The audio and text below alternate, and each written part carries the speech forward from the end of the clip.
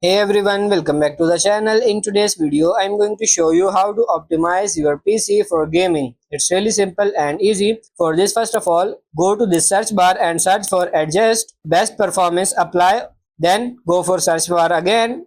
This time search for this defrag optimize drives. Choose all your drivers and click on optimize. Again go to search bar, search for disk, turn on disk cleanup. Select everything and press Ctrl Shift and Escape at the same time. Click on Startup tab, disable everything. If you have Discord, go down to the settings, scroll down Game Overlay and turn it off. If you have Steam, click on Steam, go for Settings, go down in game and off this overlay. Go to the taskbar, search for Display, change resolution, go for Advanced Display Settings, click the highest refresh rate.